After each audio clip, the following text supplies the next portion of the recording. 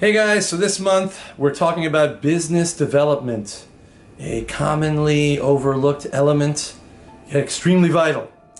We'll be talking to myself and to Koen, whose role is becoming increasingly more on my side, and we've been working together a lot. And we get up to a lot of shenanigans, and I mean, I like to think that we play an important role here. So, sit back and enjoy our little conversation. I think we'll reveal some things to you of the things that we do, and yeah, and why and how we are vital to Koen. Enjoy.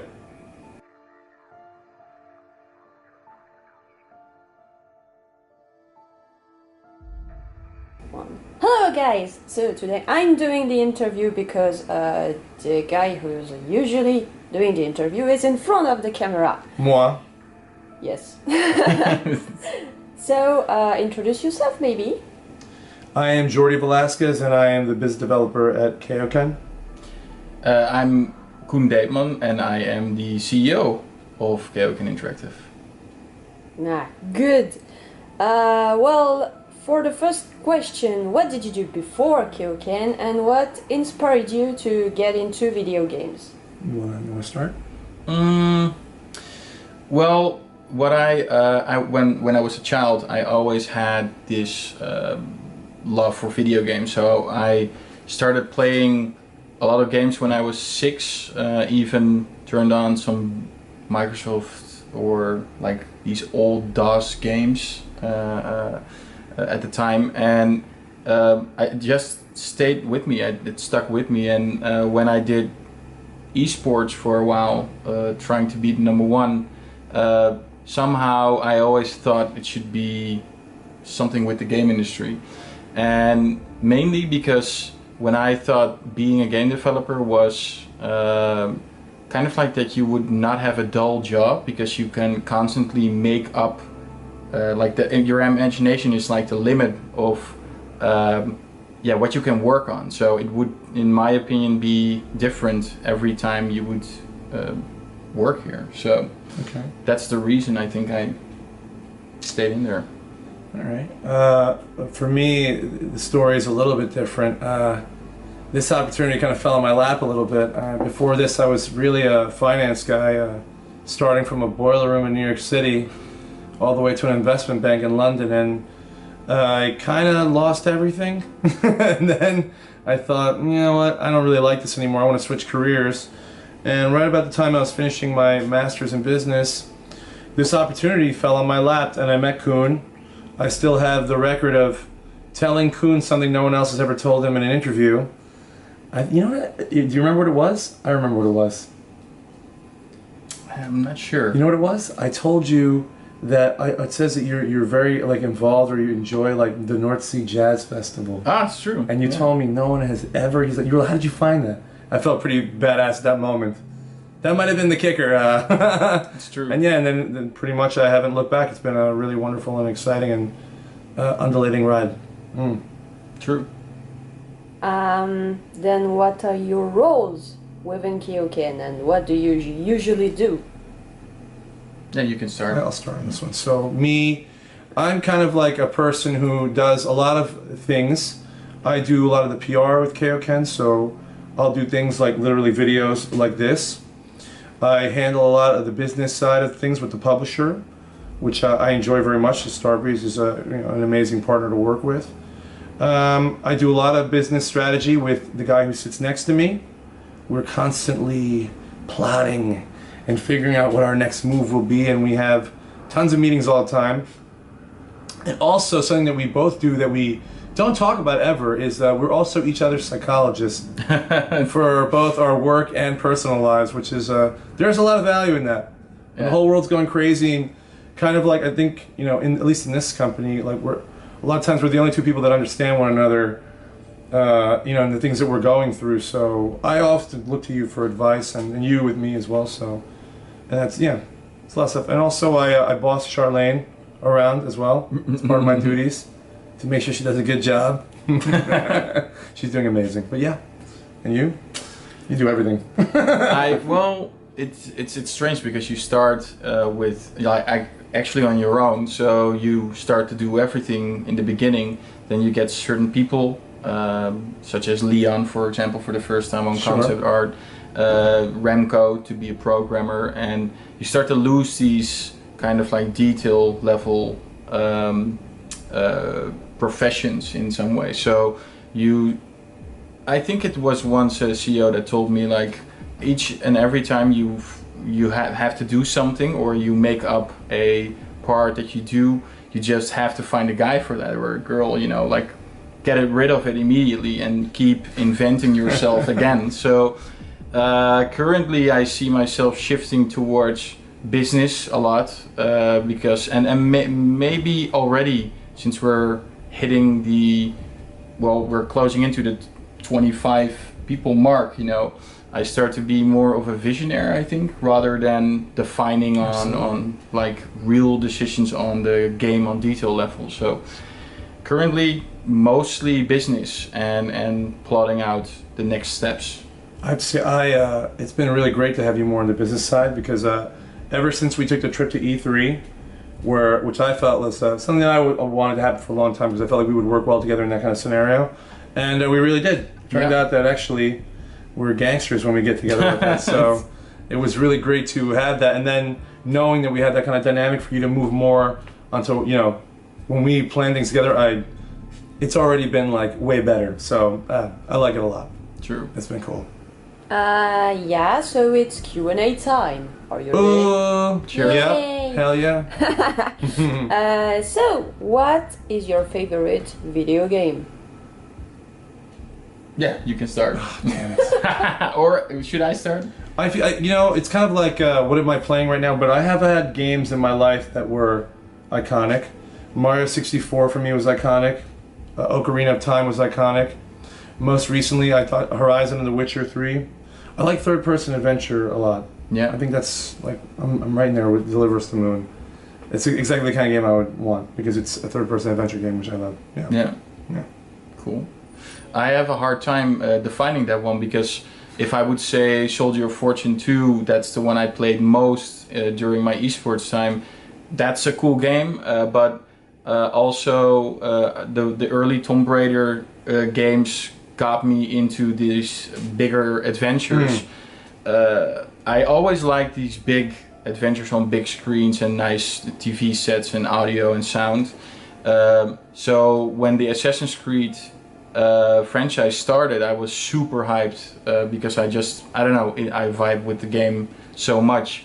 Even though there was a lot of bad press about it, even in the beginning, because you know, they always have something to whine about. So the thing is, I think that's the ones I really like. However, when you start to be in this business, it's quite hard to have a favorite because you start to be this kind of like critic yourself. So you start to game less, at least I do. There's definitely some truth to that. Actually, with you talking about this, you're making me realize how many games I actually love, though. Yeah. Yeah, like you were talking, I liked all the Uncharted. Especially the last one I felt like I was in a movie where I was kind of like a new Indiana Jones. I thought it was so dope. And also, when I was a kid, I am unnaturally good at Mario Kart 64.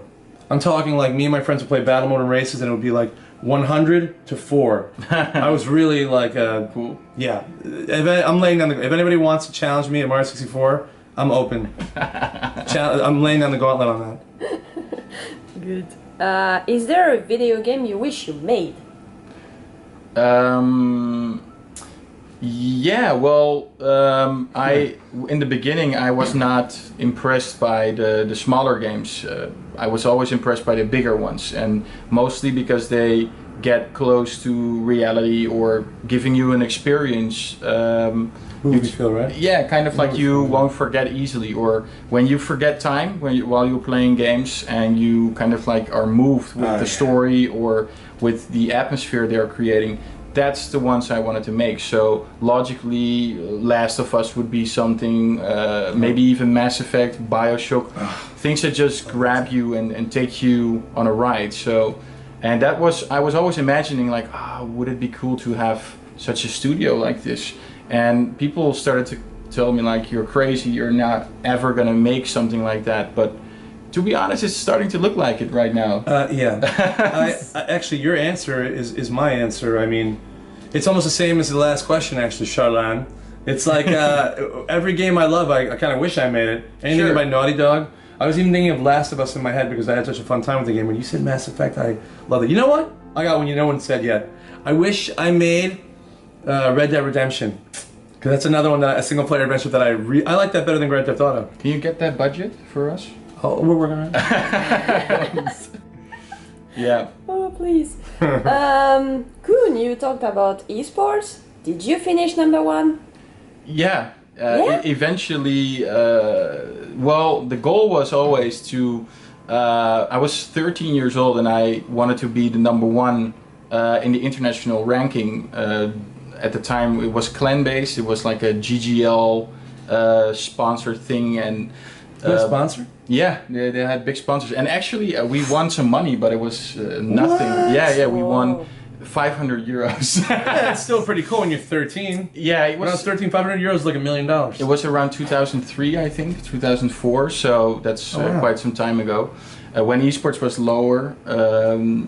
Pioneer. Yeah. So Pioneer. the thing is, 4 years later, I achieved that. So around my 18th, but with a team of like all these nationalities. So we had Danish people, Swedish people. We had.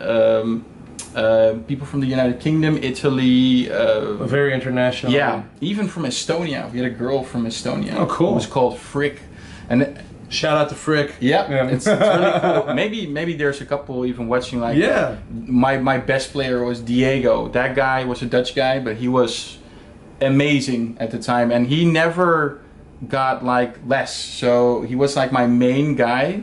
Kind of like what we have with Steph right now. Like he needs to be always there. So He's a G as well. for no, sure. but it's funny to. I think that those times were the principles that taught me to be a kind of like a making your company. You know, it was making a team again. So my dad always left me doing that. So eventually and it was on the name Koen. That was my nickname, and so I thought maybe the name would actually bring me luck a second time.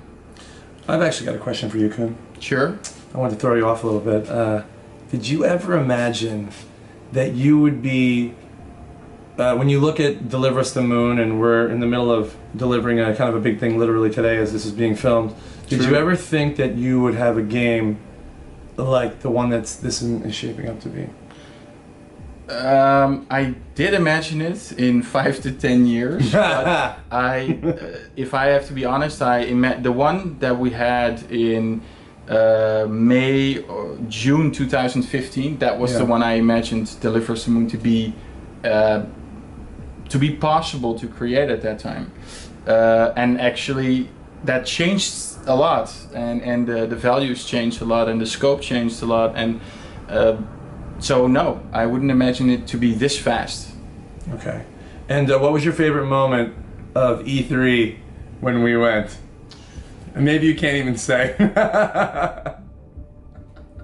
Well, to be honest, the one that we saw Deliver Us Moon on the big screen with Microsoft. That was gave super. Me a lot of goosebumps. That was super. That was super. And just all the laughs we had, like we always laugh. Yeah, that was a constant stream of laughter.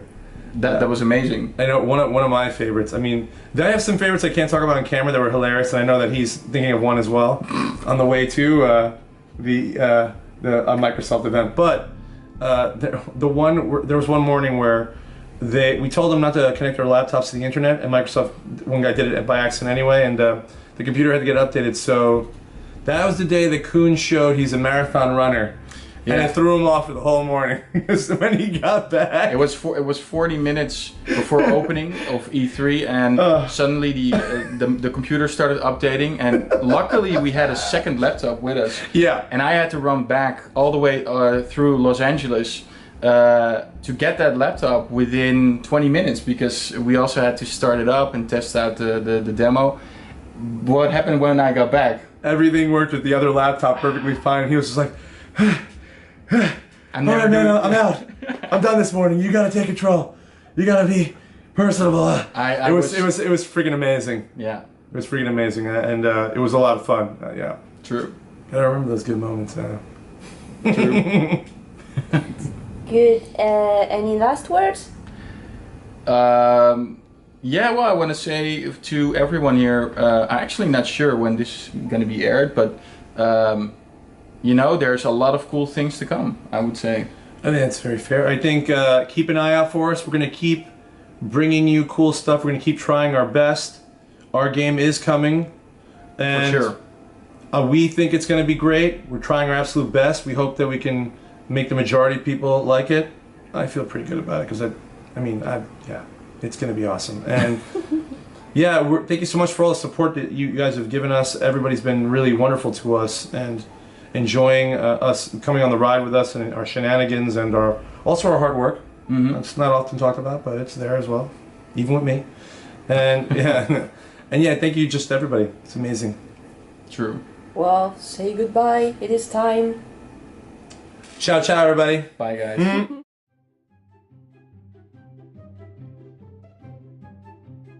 Yeah, and why and how we are vital to Koen. Enjoy. Booyah! One question for you, Jordy. Are you comfortable being in a video game studio after your brilliant career as an actor in Ali J and Borat? Am I comfortable in the studio after my career as Ali G and Borat? Absolutely. What kind? You know how much bravery those two dudes have? How have you been doing Messing with Sacha those people? Baron? Sacha Baron Cohen is awesome. I do get that sometimes. I love that guy. I think he's freaking hilarious. Yeah. And yes, it's made me even more comfortable working here as well. Actually, here's one for you. Actually, I had a birthday party while working at Koen, and I think it was Johan. Or was it you? Or It was me. Oh, it was of course. They bought me Borat's mankini, so when the game releases, maybe there'll be a picture that surfaces of that, because that would be hilarious to wear at maybe a release party or something. We should The maybe. mankini's coming out. That's the Oh my one we God. should save for. a Oh very yeah, beautiful yeah, yeah, moment. yeah. A bottle of champagne and the mankini. Yeah, definitely.